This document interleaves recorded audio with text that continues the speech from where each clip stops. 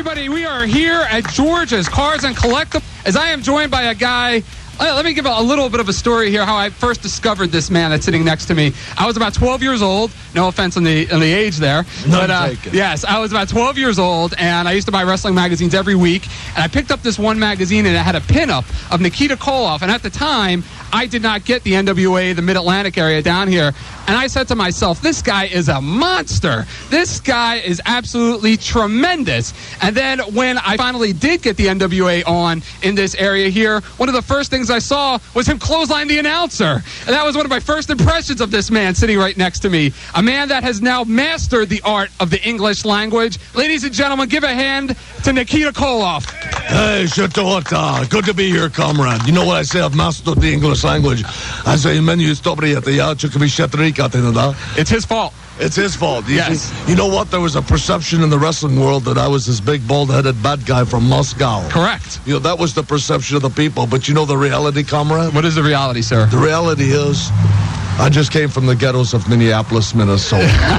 The home of Jesse the Body Ventura. That's right, partner. He's your governor, my friend. He's our governor up there. That's right. Yes. Did you ever think that a wrestler like Jesse the Body Ventura would wind up being governor of the state that you grew up in? Well, I think what's amazing is most people can't even think wrestlers can read, let alone write and become governors. But he certainly put the wrestlers on the map, didn't he? Oh, he sure did. He sure did. Gave you guys a lot of credibility. Yes, he did. Well, we have the whole entire hour here with Nikita. Nikita is here, and he will be taking pictures with the good fans here. He'll be staying a little bit after the show if you don't get him now. He has some 8x10s here to sign for you. And he also has his book, Breaking the Chances, we're going to talk about today. That is also for sale here, and a very rare opportunity to meet the author and get it signed to yourself right here today at George's Cards and Collectibles. But the obvious first question to you, Nikita, is how did you wind up breaking into the wrestling business? Well, it's quite a unique story. You know, I hail from the ghettos of Minneapolis, Minnesota. Of course. I was spending many hours in the gym working out, right, like many guys do. Sure. And actually training for a pro football tryout with the old United States Football League. Okay. And a very close, good friend of mine by the name of, a few people may know, the Road Warrior Animal. Sure. Had broke into the wrestling business. He was wrestling for about a year and a half, and the Jim Crockett Promotions, they kind of put a word out that they were looking for some new athletes and some new life to the business, and asked if they knew any big guys, and Animal said, I think I might have a guy in mind, you know, and he called me one morning and said, you know, what do you think about wrestling? I said, I think you're doing great. He said, no, what do you think about wrestling? Right. I said, oh, you mean me as in getting in the ring? And he says, yeah. And I said, I hadn't thought much about it. What do I got to do, you know? Sure. And he said, well, you just call this promoter, Jim Crockett, down in the Carolinas. And I said, do they know that I've never been in a wrestling ring? Right. Do they know I've never hit a ring rope? Oh, yeah, they know all that, right? Sure. So I called Jim Crockett, and it's kind of, you know, the old saying, you know, timing is everything. Absolutely. Is what they say. And I called Jim Crockett Promotions, talked to Jim Crockett, and told him up front, you know, I'd never been in the ring. And sight unseen, he said, be in my office on such and such a date with your head shaved bald. And I thought, so far, this is a piece of cake. I can do that, you know. But I thought, you know, I got nothing to lose here. I'll give it a shot. If Animal can do it, I certainly can. Right. And if it doesn't work out, I still got the football tryout with the USFL. Sure. So I showed up in his office, 285 pounds, 8% body fat, 34-inch waist, and he took a double and triple take and said, wait right here. He walked back in with Uncle Ivan, and walked in with Uncle Ivan and Don Cornudo, who was, at the time, they were the NWA World Tag Team Champions. Sure. And said, take a look at your new partner. Right. And I'd never even hit a ring rope.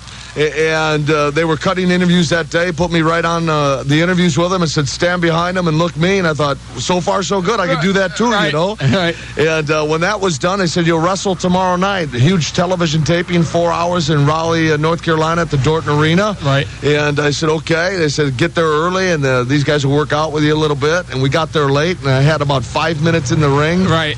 And the funniest part of the story is Crockett was really hot that we got there late, and he wasn't going to let me wrestle, but Uncle Ivan talked him into it, and came back and said, whatever you do, don't trip on the ropes, get in the ring, or your history, you're out of here. I said, I think I can handle that one too. All right. Well, we had the match. 13 seconds later, I had my first victory, and the rest, as the old cliche goes, is history. Absolutely. Now, coming into the wrestling business, did you ever watch wrestling on television growing up, or were you familiar with the sport at all? I watched it some. I wasn't what I guess you'd call an avid fan, because I was so focused on my sights on playing pro football, although I'd flip through the channels sometimes and catch it. And then I got to know Jesse back in college, because he had a gym, an old gym in Minneapolis called Ventura's Gym, and there was about 20 of us gym mullets that started working out at his club, and we got to know him, and then, you know, they would wrestle at the St. Paul Civic Center. We may pop in there, and, you know, 18,000 fans, and they loved the other guy, and we loved Jesse, you know. Right. And that was probably my biggest exposure to the wrestling business. And if he was on, I'd watch it. If he wasn't on, you know, maybe I would, maybe I wouldn't. Right. Excellent. Now, coming into the business, of course, you had 13 seconds. Now you're a star. What were your first impressions of the wrestling business? Well, it was somewhat or quite overwhelming initially, early on, you know, because I didn't have the experience that many of the guys had, or gone through a camp or something of that nature. Sure. I was fortunate and blessed to have had the ability to adjust to it quickly. Okay. And what we did for the next couple months is we'd get to the towns, and you know, I'd have on-the-job training. Right. Uncle Ivan and Don Cornuto would work out with me, and then I'd have a single match that lasts about 13 seconds, and they'd have a world tag title match, and I'd sit in their corner, and I would sit in my corner, and so that's just how it evolved. And of course, the whole story that most people know, or you know, if they don't know, you know, 1984, the Russians boycotted the Olympics in L.A. Right. So that was perfect timing. Sure. And you know, I didn't speak any English back then, which is why I've mastered the English language so well. Yes. You understand? Absolutely. And actually even studied Russian. Did you really? Yeah, which I did it all on my own. I mean, nobody told me to do it, didn't have to do it, but like anything I've ever done, I put 110% into it, and I thought, if I'm going to do it, I'm going to do it right. Absolutely. And so that was it. That was how it began. Excellent. Now, Jim Crockett Jr. I've heard a lot of different stories about Jim Crockett Jr. A lot of the boys that wrestled for him in that era have had a lot of different things to say.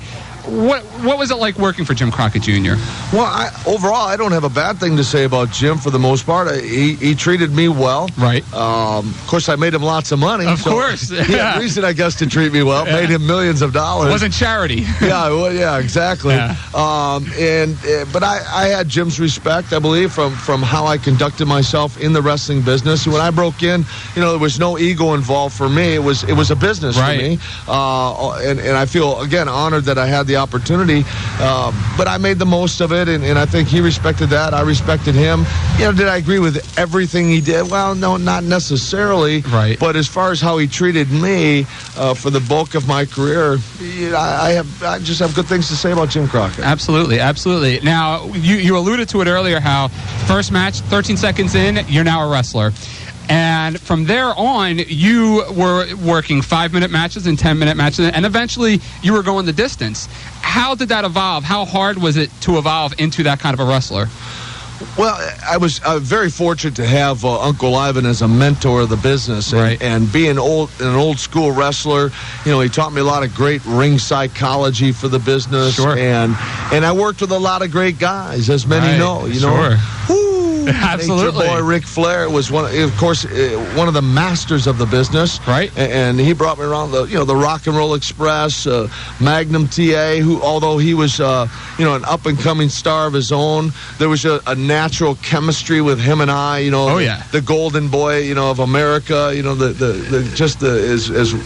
as good looking a kid as you could get. You know, and then the Russian nightmare. Was just kind of a real natural, and so I had some great talent to work with. Definitely. Which really catapulted me to the level of reaching a world champion in a very, very short time. Excellent. Well, we're going to take a quick break, and of course Nikita's going to be with me here for the rest of the program. So much to talk to him about. Going to talk about his first couple matches with the Road Warriors, who at the time were the up-and-coming nasty tag team of the era. We'll talk more about his series with Magnum TA and Ric Flair, and all the rest of the memories from Nikita Koloff, the Russian Nightmare. We are here live at 173 Falls Tullytown Road in Levittown, the place, George's Cards and Collectibles. Come on out and see us. You can call for directions right now at 215-943-2475. And before this show is over, I have a pair of tickets with me now for tonight's Phillies game where they're honoring the 1980s team, and we're going to throw out a trivia question related to Nikita. We'll see who really is a Nikita fan, and if you can answer that question correctly, you can walk away from here with a pair of Phillies tickets. Of course, Nikita has books here. He'll be signing, taking pictures, and all of that good stuff. Well, you're listening to me in two places. One, on the web, through web radio, through my website, ProWrestlingRadio.com or WBCB1490.com, or on the air on 1490 AM WBCB.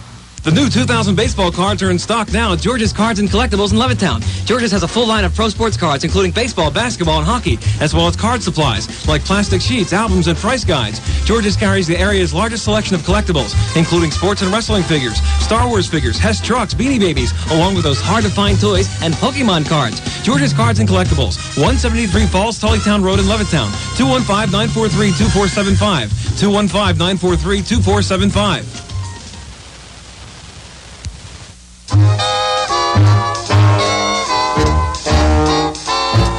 Father's Day comes just once a year.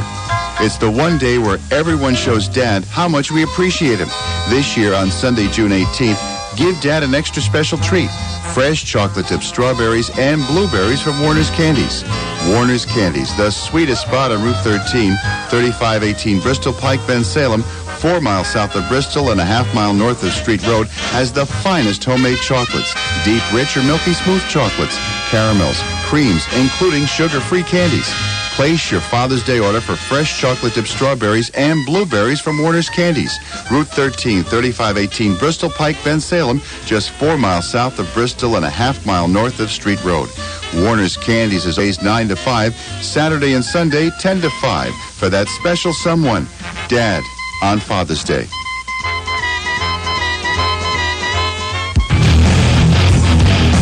It's time now for more Wrestle Talk with the man himself, Eric Loose Canning Gargiulo. Thank you very much, Bill Melody, behind the board, back in the studio. Denny Ostapovich helping out as well. Bill Melody will be taking you through for the rest of the day with country music. And, of course, Denny on the radio every Saturday with the Polka Show. Of course, we're at George's Cards and Collectibles with the Russian Nightmare, Nikita Koloff. And, Nikita, let's jump right back into it. We were talking about the Road Warriors a little bit. And at the time you got to wrestle them, it was right when they were coming up to be the superstars of the 80s that they turned out to be. What were your first impressions and what were the matches like? The matches are pretty awesome, man. You know, pretty powerful guys. A couple guys you didn't really even know their own strength. You know what I'm saying? Right. I'll tell you a funny story about the Road Warriors. One of they were infamous for one of the instigators of the press slam. Okay, yes. They were one of the first to really bring that to the business. Sure. And there was an ongoing joke within the business. You know, they had never press slammed me throughout the career, right? Right. Well, on one particular evening, I guess I let my guard down, and Animal snatched me up before I knew it and had me up there press slammed, right? I said, okay, I was like, big man, you want to really show what you do? So, I just put the arms out, like I was the 747. I said, well, let's really show them how strong you are, Right. And he had me out there flying and laid me down, pressed me down. And when it was all said and done, I said, never again. You caught me. And one of the memories of matches with the Road, we had some great matches. Yeah. Ivan and I had some fantastic matches. Great guys to work with, and again, just a natural. The people really love them guys. Sure, it was very, very intense when you two teams would square off together. Yeah, well, you could feel the electricity in the buildings. Right. And the thing is, at that point in the career, of course, they were very intense and hating me as well. Sure. At that particular time. Sure. So. Absolutely. Well, we talked a little bit about going from your 13-second matches to your 1-hour matches, your 45-minute matches. Of course, one of your first really memorable matches has to be headlining the first ever Great American Bash against Ric Flair. And what are your memories going into that? It was, for those of you that don't know, it was in a humongous stadium. Rick came down in a helicopter, just a lot of fanfare. Really, people talk about how wrestling is so big these days, but back then, the whole country, RFK Stadium in Washington, right, and the stadium in Philadelphia, the Vet, Corvette and toured all over. And yeah, we were putting thousands of people in those stadiums. Sure. And, of course, a whole different era. But, that particular match, again, I feel, pretty privileged to have been. I was only 13 months into the business. Right. And here I'm wrestling in front of 30+ thousand people, for the World Heavyweight title. And needless to say, I was pumped and ready just to look back on that match and just feel thankful that I had an opportunity to partake in that, Excellent. And how was Rick? You're coming in, you're still a rookie somewhat, 13 months into the business. Sure. And Rick has been around really, even at that point, forever, and has really gotten his groove on, maybe at the prime of his career in that right. early 80s stage. How was Rick with you? Well, he was phenomenal. As I said, or alluded to earlier, he's a master of the wrestling business. And, and I think he could take a broomstick and make it look good. That's what they say, yes. That's what I'm saying. Yes. I think that's the truth of the matter, you know. But he was phenomenal. And I think back some of the matches, I sometimes joke, I read the USA Today, and they say in a 2-hour show there's 34 minutes of wrestling. Right. I think to myself, my average match lasted 34 minutes against Flair, Absolutely. And I think of some of them 1 hour draws, and I sometimes wonder how I got through it, being 285 pounds, how my tongue wasn't dragging on the mat, but I guess just through God's grace I made it through. Sure. But we had phenomenal matches. I think, again, I feel fortunate. The hour matches were fantastic to be in with him. It was a privilege. Absolutely. Speaking of Flair, are you surprised at where he is today? Because he's still taking broomsticks and making them look good. He's wrestling promoters on Monday nights and making them look good. Just speaks loudly for his ability, doesn't it? Absolutely. I'm not amazed at all. I'm really not. Better him than me. I've been home about 7 years, enjoying life to its fullest with my family, traveling all over the world. It's just been fantastic, and that works for him. That's good. That's good. It works for him, and that's good. Absolutely. Going back to leading into the Flair match, what I opened up the show with was what at the time was a really innovative angle. You never saw a wrestler attacking the announcer. It only happened one time before that when Gordon Soley got attacked from Don Morocco, and Roddy Piper made a huge face turn and really parlayed that into a lot of business. And you just waffled David Crockett on television. What are your memories of the angle, and how nervous was David going into that? Well, of course, he's got a kind of a unique attitude anyway. I don't know that. I think he always dreamed of being in the business anyway. So I think he really he got it from that. Thrilled that he was. Sure. I think interesting angle because Rick and I never had any confrontation or nothing. All I did some dungeon scenes. Right. Leading up to that, and up to that point, absolutely no confrontation whatsoever until I leveled David Crockett. All the boys in the dressing room popped because nobody knew what was happening. Oh, okay. Oh, nobody. Really? It was a different era, you understand. Right. Nobody knew nothing back then for the most part. You had no sheets back then. Yeah, it's not like the business now, where you can actually tell me what I'm going to do, you understand? Before I do it. Sure. But back then, nobody knew. The boys, and actually the boys thought it was a shoot. They thought, really? Geez, Nikita went off the deep end, man, and nailed this guy. Right. But when you see it on video, it's just devastating looking. It's incredible. And you know what? I didn't hold back. You didn't hold back because I said you waffled him. Yes, I did. I did not hold back. I said, okay, brother, you want to be part of this deal? Then let's see how much you really want to be part of this deal. Absolutely. And then we just did a little. Flair and I did a little ditty right after that. Right. That was our only contact prior to stepping in the ring on that night, before, like I said, 30-something thousand people.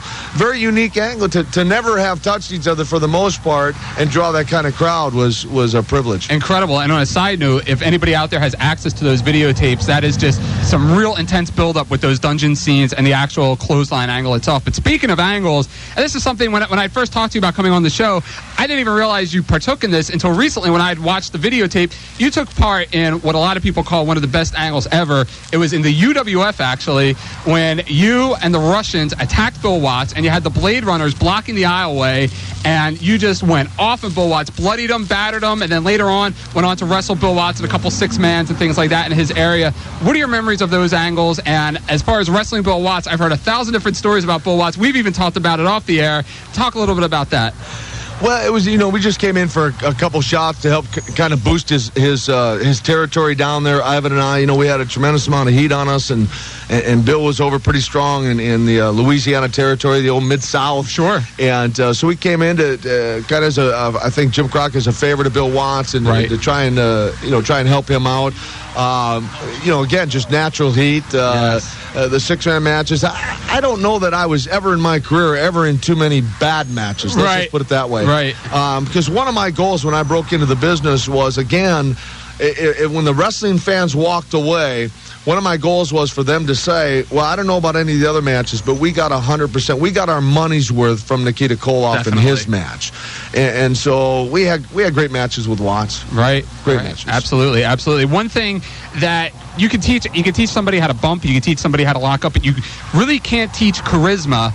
And you had it. You just had what a lot of people, maybe if a lot of the newer fans that may never have seen you before, a lot of people compare you to Goldberg, and the fact that Goldberg came in very similarly built to you and just had that ton of charisma with him and just shot to the top just like you. I've had many who've said, boy, this guy must have studied your films, exactly.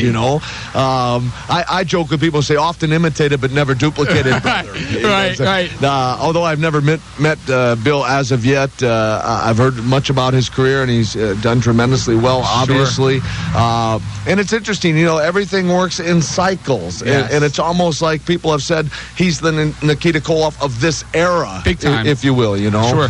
And so it's been interesting to see what he has done. Yeah, absolutely. A guy that you wound up having a lot of success with at the box office more as a tag team partner than as opponent was Dusty Rhodes. And you guys definitely went on the circuit as opponents for a while in six-man to tags, and you had that whole feud going on. Behind the scenes, as a booker, what was Dusty like? Superpower, baby. Dr. Rhodes, American Dream. Too sweet to be sour, baby. Yeah. Nikita, my man. Yeah. Now, I'd like to hear Dusty imitate you, is what I'd like to hear. C'est toi top, baby. That's it. C'est toi top, baby. Yeah. Nikita, we living on the inside like a baby. I soup with a spoon, baby. I soup with a spoon. Gonna get funky like a monkey. Yeah.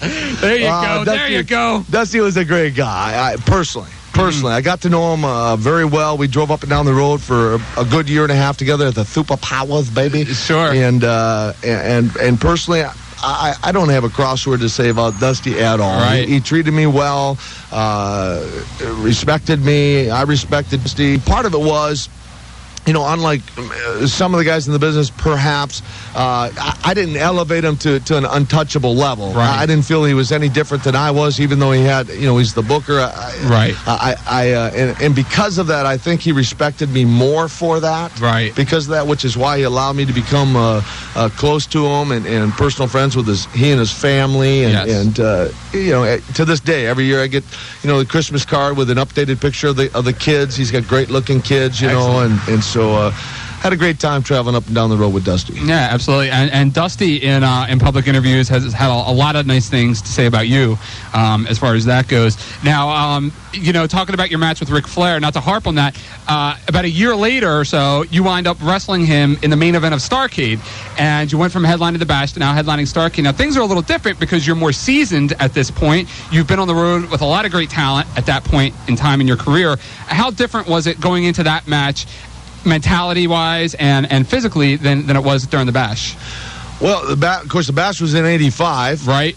Starrcade '86 was a major change because both of us were now on opposite sides of the tracks. Absolutely. I made the turn to become the Superpowers. Right. He turned, with the Horsemen and whatnot. So it was really two different dimensions now. Absolutely. And so I came into it from perspective in the wrestling fans' eyes as well as he.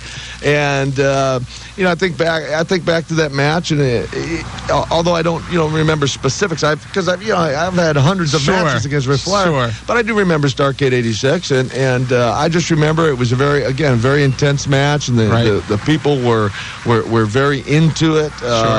And if I'm not mistaken, there was also a scaffold match that was part of that. Absolutely. And probably what I remember most, one of the things I remember most is he and I pulling the scaffold into the match ourselves. You guys definitely incorporated it into the match. Utilizing it as somewhat of a battering ram, if you will. Right. So, but it was a great match. All right. As a matter of fact, you guys did that on the circuit. The very first live NWA event that I attended was that tour which you headlined with Rick, and you guys, and this was just a house show.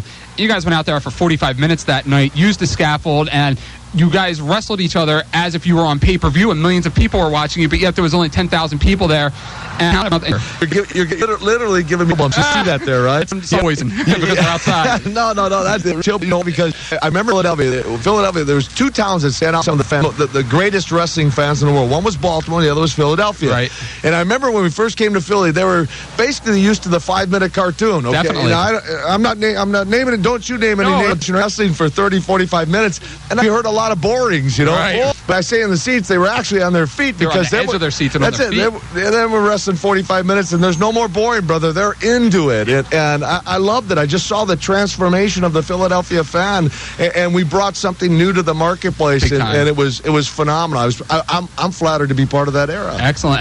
Well, as we go to break, just to wrap up on that, if you don't realize how big the NWA was compared to the WWF, back in that era, they used to run head-to-head here, and the NWA would still sell out the Civic Center, while the WWF was still selling out the Spectrum at that time. So everybody talks, again, about how wrestling is big these days, how big it is, but you never see that happening today. You can never see two organizations selling out the same arena in the same town 20 minutes apart from each other. On the same night. That's Exactly. So a real good time for me, anyway, to be a wrestling fan, and I very much enjoyed it. Anyway, we're going to take a quick break. Again, we are at George's Cards and Collectibles, located at 173 Falls Tullytown Road in Levittown, and you can call for directions 215-943-2475. Nikita's here. He has books for sale. A very good opportunity after to get an autographed book from Nikita, as well as 8x10s. We'll take a picture with you. Of course, we'll talk a little bit about what Nikita's doing nowadays, but a lot more when we come back. I definitely want to talk about the Magnum TA feud, because some real interesting questions I have coming out of that one there. Well, you are listening to me in two places again, through web radio on my website, ProWrestlingRadio.com, or WBCB1490.com, and on the air on 1490 AM WBCB. Attention auto dealers and automotive accessory dealers. If you're looking for cost-efficient print advertising, call Pro Media Publishing, publishers of Automotive Extra. Color Insert is published the third Wednesday of every month and is distributed with Pro Media's midweek publications. Every week, tens of thousands of people welcome Pro Media's publications into their homes. Pro Media out-delivers other publications in the area, so you get results. Advertise where other savvy auto dealers are in the Automotive Extra. For saturation coverage in Lower Bucks County, Central Bucks County, Montgomery County, or Northeast Philadelphia, call Pro Media Publishing at 215-355-9009, extension 123. That's 215-355-9009, extension 123. Pro Media gets results. Call 215-355-9009, extension 123. Why drink tap water when you don't have to? Lugging heavy gallons of water from the grocery store to your business or home can be a hassle. Now there's a solution right at your fingertips. Cold Spring Water Company has been providing door-to-door water service in the Delaware Valley for over 20 years. Now you too can benefit from the service by dialing 1-800-233-9658. 1-800-233-9658. Cold Spring Water Company, making sure your water is safe and clean. 1-800-233-9658 for the Cold Spring Water Company. Time now for more Wrestle Talk with the man himself, Eric Loose Canning Gargiulo. Thank you very much, Bill Melody and Dennis Osipovich back at the studios, and I thank them for their help on the show here. Dave Collins making it happen, and we're at George's Cards and Collectibles. Nikita Koloff with me, and I talked a little bit about it before we went into the break. Your feud with Magnum TA. Now, Dusty Rhodes in a recent interview said what made that feud so great is that it was a shoot between you two. Now, if you want to talk about that I would love to hear it. Well, like I said, there was a natural chemistry, a natural competitiveness to that whole angle, if you will. Right. And you know, I didn't know Magnum that well. He didn't know me that well. And I think most of the fans walked out of there pretty much every night saying, man, that was quite a match. You know? Right. And in fact, I've actually heard comments that said, Well, they might say wrestling's fake, but I know that match wasn't. Right. And so, as far as elaborating on, I would just say that there was just a natural competitiveness there from two athletes, right? Which is what really made it the intensity that it was.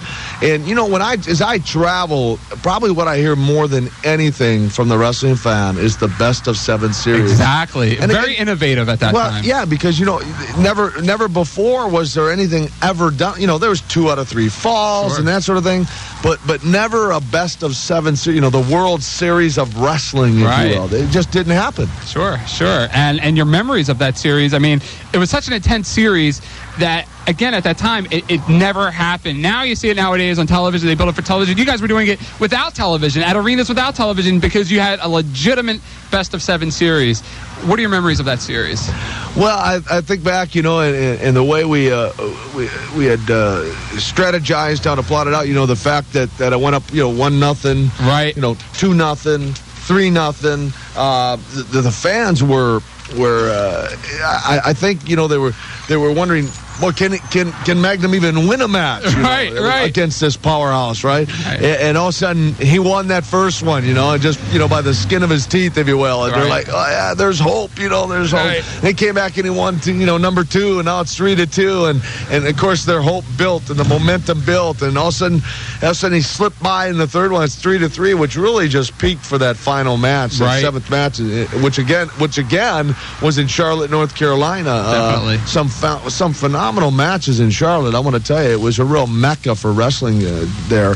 And as we pulled that 7th match together, which was televised, and we pulled Crusher Khrushchev into the thing, and just, I don't think it could have worked out any better when you watch the old footage of it. Right. How we used the Russian chain, and when the chain was kind of thrown down, even the camera angle, all of it was so unplanned, but there the camera was perfectly placed to where the chain, just like a snake, just slithered out of the ring. Right. So the referee would never saw what was used. Right. It couldn't have worked out any better. And the fans, oh my gosh, it was just incredible. They went absolutely nuts. Now, after you had turned babyface, you started teaming with Dusty Rhodes, and you had a lot of matches with the 4 Horsemen, all of them at different times.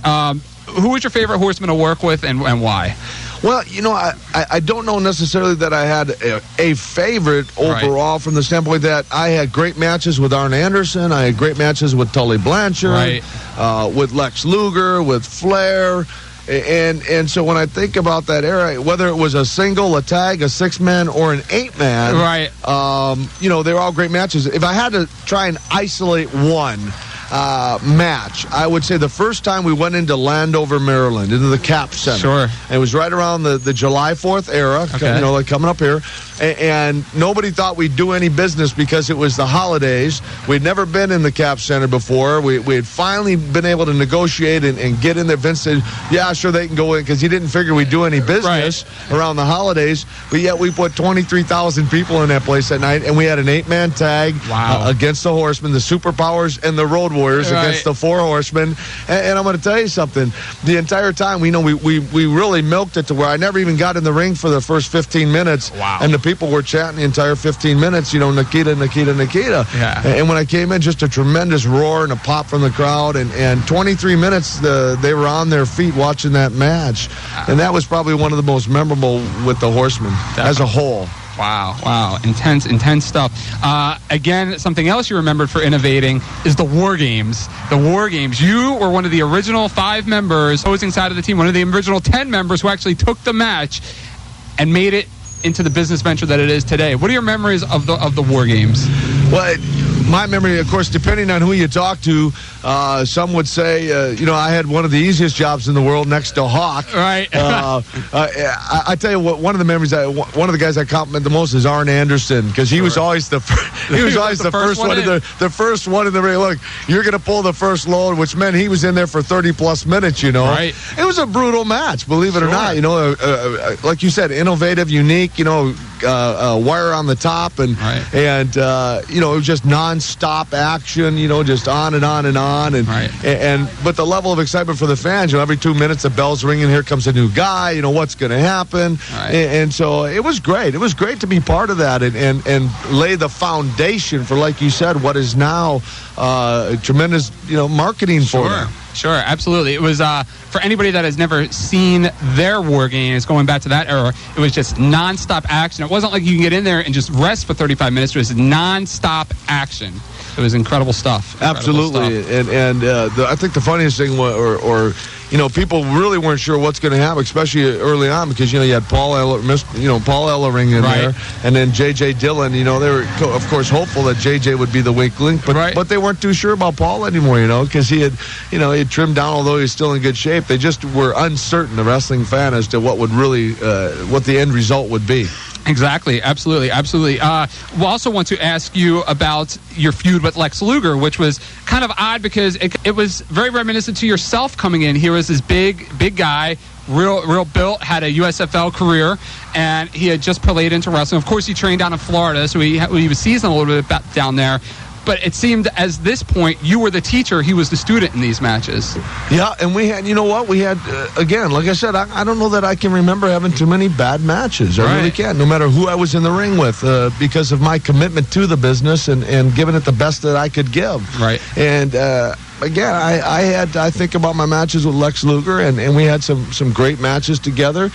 He was great to work with. Yeah. No complaints about Lex, and I'm probably one of the few, perhaps, from the feedback I get that actually can tolerate Lex. So the feedback says. So it says. Yes. I'm not saying that, anyway. Yes. But I enjoyed those matches. Excellent. I have to ask you, you came back after a little bit of an absence, and you grew your hair in. You lost a little weight. Why the change? I flipped out. Yeah. He's honest. I flipped out. I said, I've always been a radical from youth, and I said, I'm going to do something different, this time around. And if I had to do it all over again, what I've done, well, no, I wouldn't have, But in fact, Dusty would always say, baby, you're a rebel, baby. You're a rebel. You tear me up, baby. You're a rebel. Right. You're a rebel, man. You're making my job hard, baby. You're making it hard. So it was just something I tried. Excellent. And I also have to ask you, it was one and done as far as an angle goes with Vladimir Pietrov. It was an intense angle. The two of you standing off with your sickles ready to go. And we never heard from Vladimir again. I truthfully don't know the whole entire story on that. Right. I really don't. And so it's hard to comment on that, but as with the wrestling promotion, they try different things, and some work and some don't. I guess that's the best way I could summarize. Sure, yeah. Absolutely. Well, we'll go. We'll take a break now, and when we come back from the break, I'm going to ask Nikita what he's doing with himself now, and if he considers making any kind of a comeback, whether it's actually in the ring, managing, promoting, whatever it may be.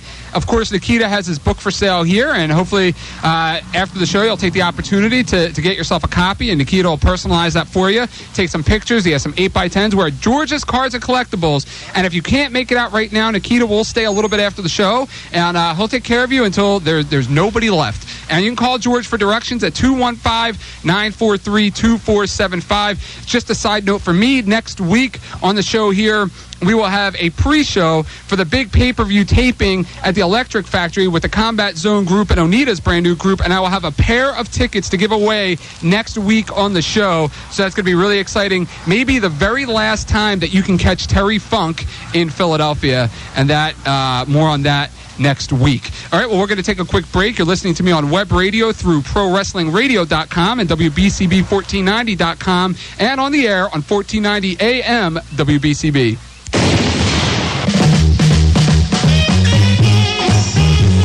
Legend, classic rock and roll. They play the tunes that bring back memories. They play the songs you want to hear. Legend is not just a mere tribute band, it's more like being there again. Legend will be appearing at the Irishman's Tavern on Haynes Road in Levittown on Saturday, June 24th and Friday, June 30th. Legend, the way it's supposed to be. Check out their website at www.legendrocks.com.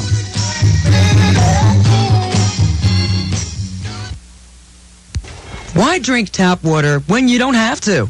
Lugging heavy gallons of water from the grocery store to your business or home can be a hassle.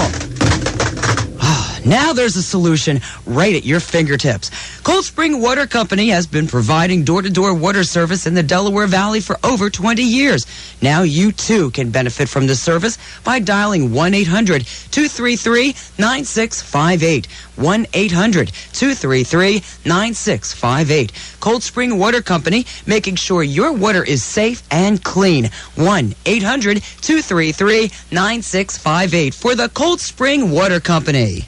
Dick's Sporting Goods and Adidas have teamed up to encourage you to get involved. Whether it's the drama club or the soccer team, music or math, find your passion and get involved. Dick's and Adidas are committed to support SAD, Students Against Drunk Driving. That's part of our Get Involved program. Purchase any athletic shoes and we'll donate a portion of the proceeds to local SAD chapters. This year, Dick's and Adidas will donate over $250,000 to SAD. So it's not just your feet that are getting great support. We hope you'll get involved and have your best year ever. Of course, we're a bit partial to sports, and if you are too, visit the Adidas shop at Dick's. Adidas is all about helping you reach your peak performance in training for sports like basketball, soccer, and football. The Adidas shop at Dick's can outfit you from head to toe. We have all the newest Adidas shoes and clothing, so get to Dick's and get into Adidas. You get Adidas Performance, and we donate money to SAD. Everybody wins. Adidas from Dick's. We love sports as much as you do. It's time now for more Wrestle Talk with the man himself, Eric the Loose Canning Gargiulo.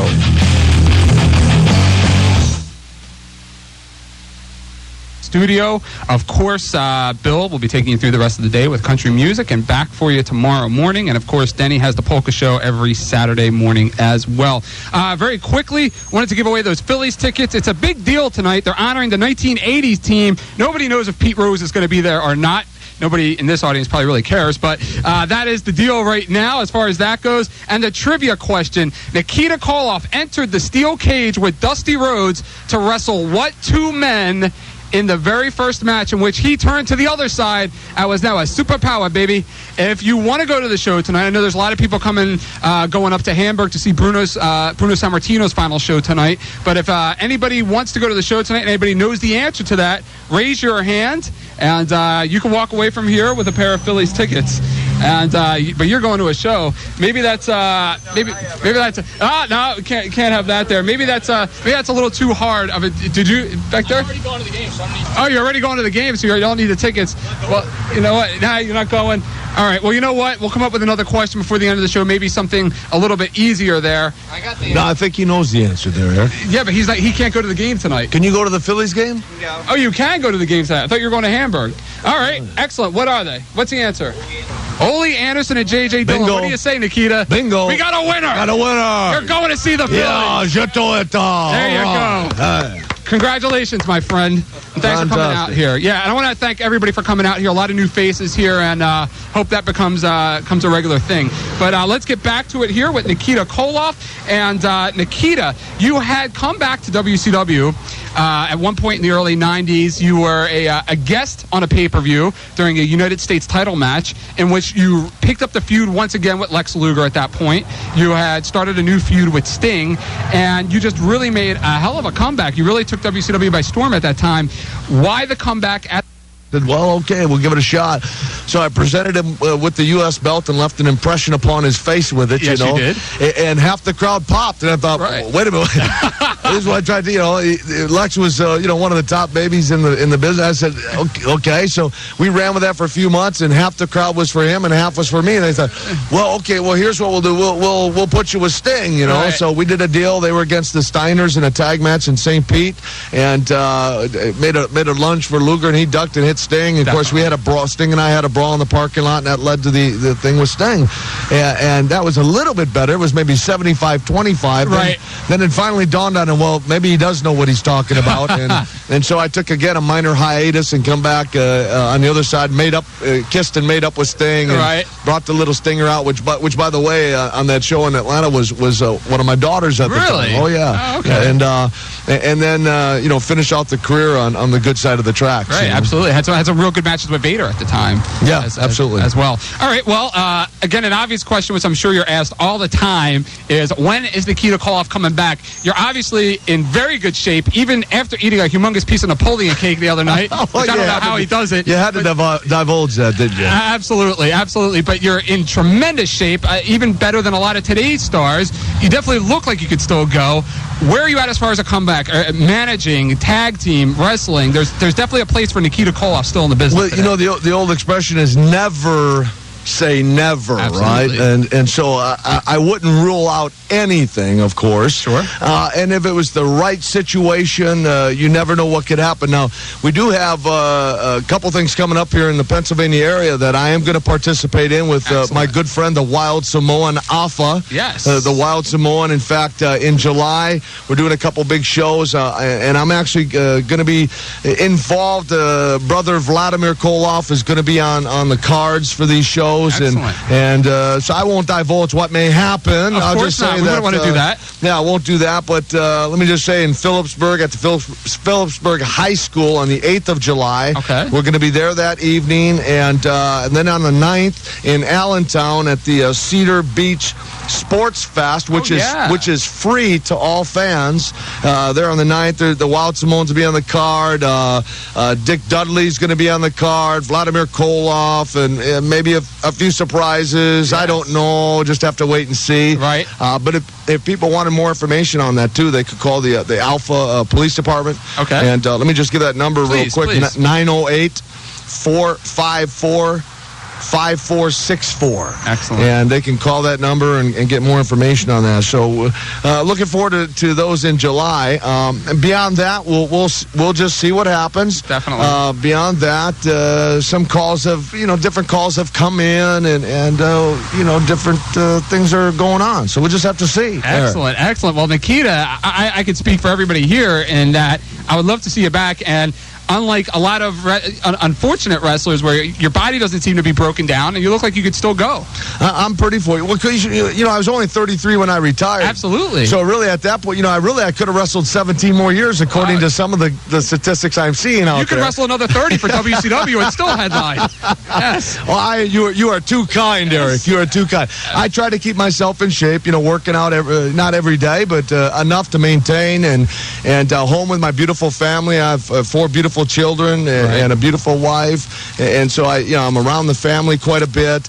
Involved in I'm involved in some business ventures. Alpha is teamed up with us as well as some of the other guys, and the fans may see down the road the Rock and Rakesh team up with us on some business ventures. Excellent. And we may give people an opportunity to get in business with their favorite wrestler with a company called Prepaid Legal Services, and we'll talk more about that down the road. Yeah. So we've got some things going on there.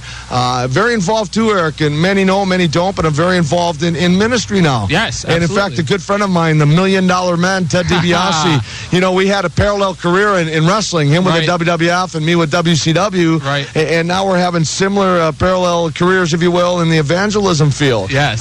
He is out speaking as well as I, motivational talks and speeches in schools. Yes. And then we're traveling around, actually hope now, speaking and sharing the gospel, quite frankly. Yeah, that's which is a whole other story for another time. Yes. But we're just, life is good, brother. Yes, absolutely, absolutely. We only have a couple minutes left, so if you didn't get all the information about the Alpha show coming up with Vladimir Koloff and Nikita Koloff, I'll be talking a lot more about that as the show comes closer, and I'm sure I'll be out there covering it. Maybe I could sneak a pair of tickets from Alpha to give away on the show here, but it's free, so I should be able to sneak a pair from it. Yeah, we'll factor you in somehow there, Eric. Hey, always trying to weasel myself in there. That's all right. We'll factor you in. Let me say too, how if I can, real quick, how we even came together. Yes, that's what I wanted to get to. Yeah, it was through my father-in-law, of course, right?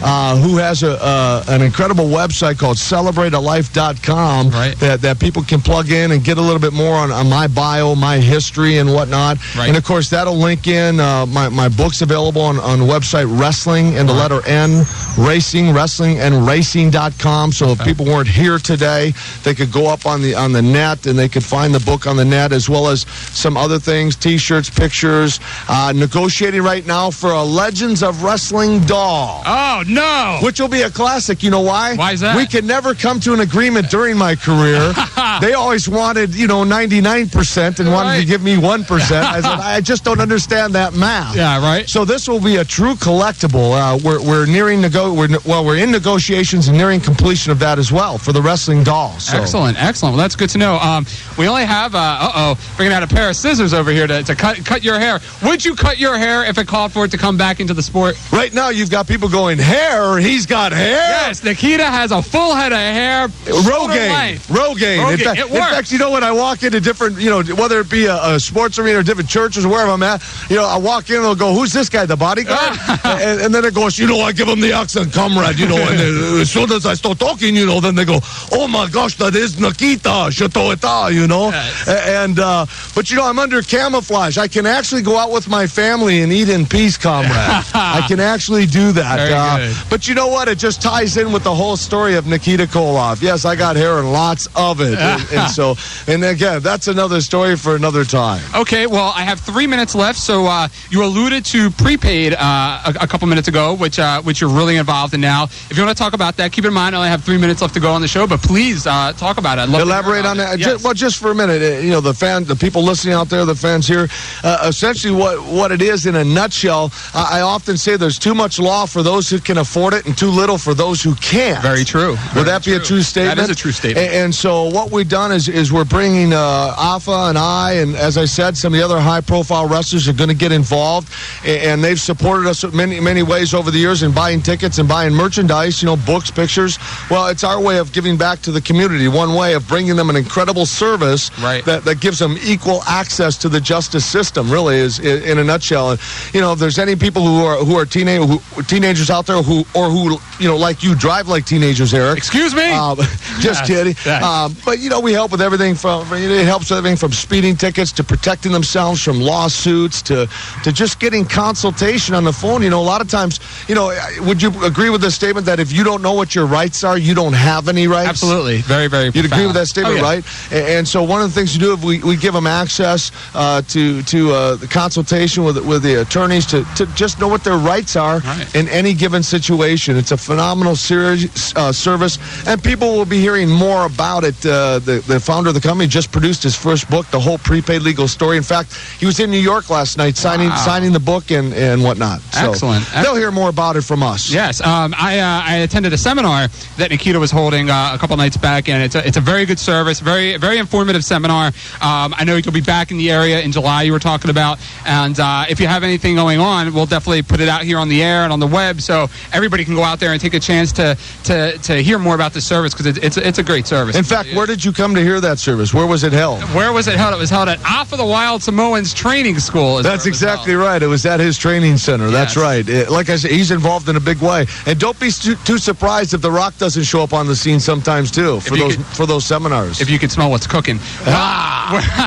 We're about to close it out now. Again, I want to thank sincerely Nikita Koloff. Nikita taking time out of his busy schedule. Come on, let's hear it for Nikita. Louder than that. Like they used to do in Philly at the Civic Center. There you go. The good fans here. And I want to thank everybody here for coming out and being a part of this. Nikita will stay here for a while. He'll talk a little bit about prepaid if you're interested. I also have the book for sale, as well as he has some pictures here and all that good stuff. And Nikita, wherever you wind up, no matter who it's for and what you're doing, I wish you the best of luck in all your future endeavors. Well, thank you. Good to be here. And in conclusion, may I say to the wrestling fans of Pennsylvania, thank you for your loyal support over the years. Thank all of you who are actually here today supporting me here in person. It's been great. I enjoyed coming into this area, and I look forward to at some time perhaps seeing the good folks down the road. And in closing, let me just say, Je t'aime, comrade. I have nothing more to add. We'll see you next week.